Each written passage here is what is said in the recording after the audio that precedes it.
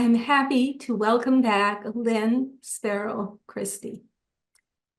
As you know, she's been my hypnotherapist and has helped me immensely. And something you may not know about me is that I have been dealing with a phobia, and Lynn has helped me with that. So please welcome back Lynn Sparrow Christy. I'm really delighted to be with you, Carol Ann, because I think phobias are one of the things that run through most people's experience one way or another. And I hope we can shed some light on what might be helpful. Today, I am privileged and honored to have my hypnotherapist, Lynn Sparrow Christy, with me. She is a hypnotherapist life coach, a longtime presenter on topics related to spiritual growth. She has also written several books, as well as numerous home study courses and magazine articles on these topics. You can learn more about her work at accessyourpotential.net, and I've also put that link down below. I do a lot of work with people who have phobias about driving over bridges, getting in airplanes. Those are some of the very, very most common ones. Claustrophobia, and you can just almost imagine the origins of some of those. But the one I'd like to talk about was a woman who was absolutely terrified of loud noises. If she went to any festivities, she wanted to find out ahead of time if there would be fireworks, because it would send her into absolute panic.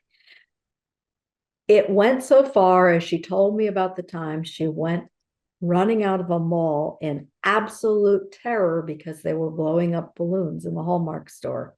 And her fear of the sound of an exploding balloon was so obviously this was at a point that it was limiting her functionality in life.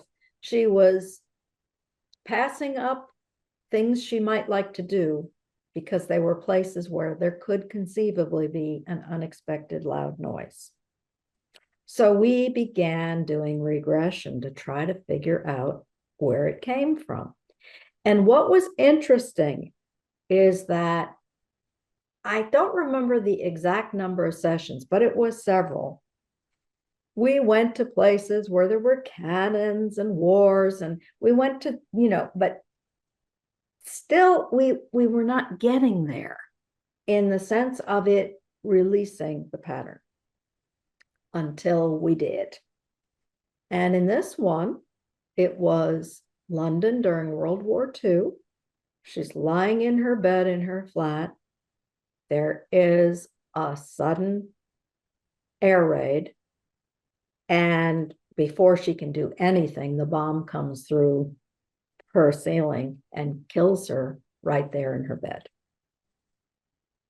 And that was the one where that fear of unexpected loud noises got its hold on her. And it was that released her from the fear.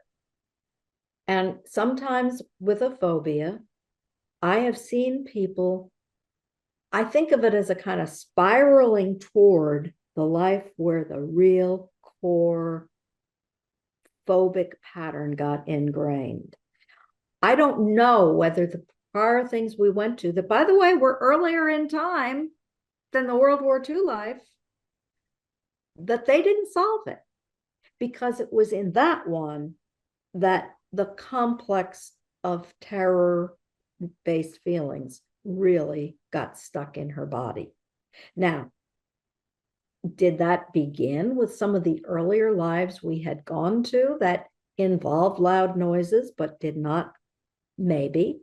Or were those earlier lives kind of imaginative big toe in the water to get her ready to face the big one, the real one, where this really life-ending trauma happened? So we never know with traumas or phobias where we're going to go, but we need to go to the one where it really got itself rooted in the consciousness that has remanifested in a physical body. Well, that's interesting.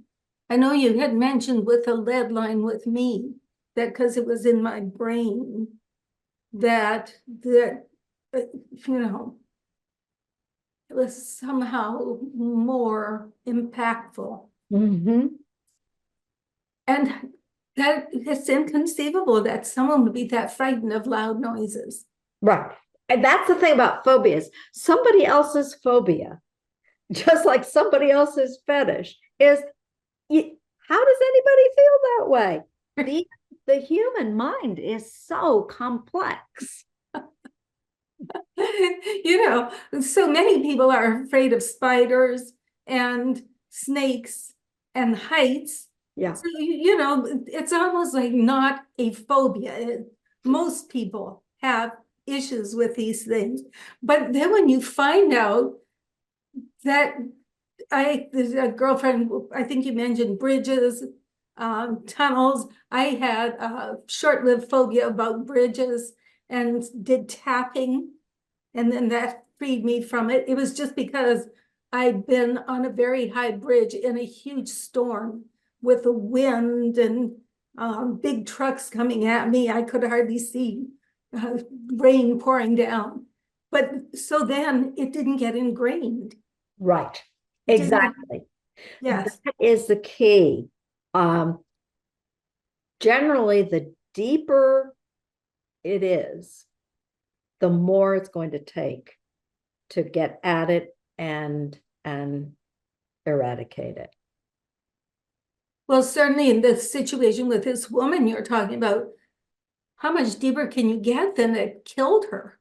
Yeah, exactly. And that was the one we had to get to before she could let go of that. And it's interesting, like you said, she had experience with cannon during wars. That was my first thought. There Yeah. must have been a war and the cannon. No, Yeah. that's part of it, but that's not it. Just out of curiosity, have you had any other unusual phobias? I mean, you probably have your normal ones, like you said, fear of flying. Right. Or any more stories? I have had, I'm trying to think now. I have to honestly say, most of the time when people come with a phobia, I do go for more short-term approaches because they are not necessarily people who are even thinking about reincarnation. And I never, ever propose past lives to somebody who has given me no reason to think that they even believe in them.